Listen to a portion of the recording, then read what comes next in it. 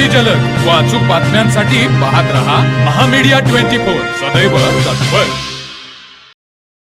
महाराष्ट्र राज्य पेन्शनग्रस्त शिक्षक शिक्षकेतर कर्मचारी संघटनेच्या वतीने 6 रोजी मुंबईतील ऐतिहासिक आझाद मैदानावर हजारो शिक्षकांनी एकत्र येत अत्यंत तीव्र स्वरूपाचं भीक मागो आंदोलन केलं आहे। सकाळीच दरड कोसळल्याने मुंबईकडे जाणाऱ्या गाड्या रद्द झाल्या।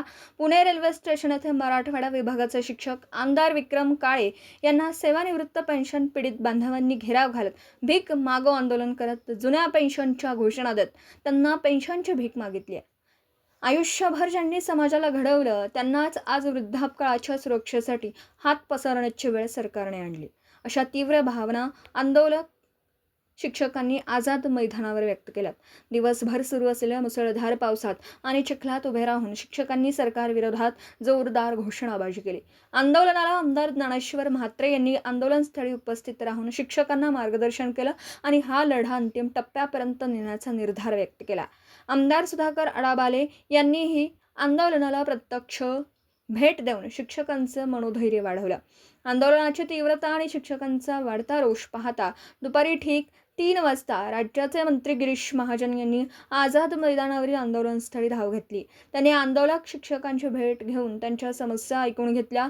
संघटनेचे राज्याध्यक्ष विजय शिरोळकर यांनी सविस्तर माहिती देऊन निवेदन दिलं। या संदर्भात संघटनेसोबत बैठक घेऊन पुरावे सादर केल्यास या प्रश्नावर मी स्वतः लक्ष घालत असून मुख्यमंत्र्यांसोबत जुन्या पेन्शनच्या मुद्द्यावर सविस्तर विशेष बैठकीचं आयोजन केलं जाईल असं आश्वासन यावेळी दिलं। मंत्र्यांच्या आश्वासनानंतर आंदोलन तुर्तास शांत झालं असली तरी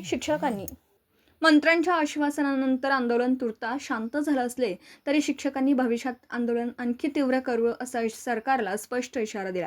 आता सरकार यावर नेमकी काय भूमिका घेतं याकडे सर्व शिक्षकांचं लक्ष लागले आहे।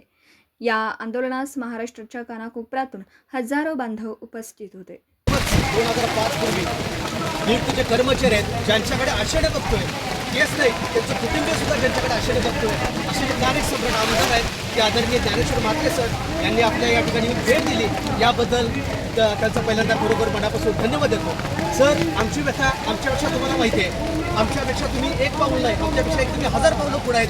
पण सर, आता काय झालं आहे, कित्येक लोक निघून चाललेत, कित्येक लोक सेवानिवृत्त झालेत। प्रश्न असा आहे, जे सेवानिवृत्त बांधव आहेत त्याला काही मिळत नाही। 5-5 वर्ष 6-6 वर्ष झाली तो लोक सर ट्रक ड्रायव्हरचं काम, भाजीपाला विकण्याचं काम करतात। त्याच्यापेक्षा तर भयानक कशी परिस्थिती याची आहे। मागच्या वेळेला माझ्या बहिणीने सांगितलं, माझ्या पाठीमागं नवऱ्यांचा सपोर्ट नाही आहे, मुलाचा सपोर्ट नाही आहे, मी बॅग घेते आणि गुणवाटी करायला दुसऱ्याच्या घरामध्ये जाते, अशी वाईट परिस्थिती आहे। सर, आम्ही किती दिवस गोड बोलून शासनाचे आंदोलन करायचे, 8 ते 10 वेळा सर आम्ही आंदोलन केलं, पण इथून पुढे होणारं जे आंदोलन आहे ते लक्षवेधी होईल। सर, यासाठी दरम्यानच्या काळामध्ये सर तुम्ही प्रयत्न करावेत, आम्ही तुमच्या सोबत आहोत।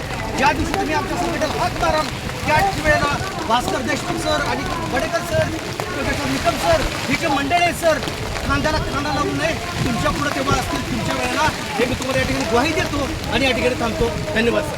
म्हात्रे सर, तुम आगे बढ़ो, म्हात्रे सर तुम आगे बढ़ो। तर मग चला सबस्क्राईब करायला विसरू नका महामीडिया 24 न्यूज चॅनलला। महामीडिया 24 सदैव तत्पर।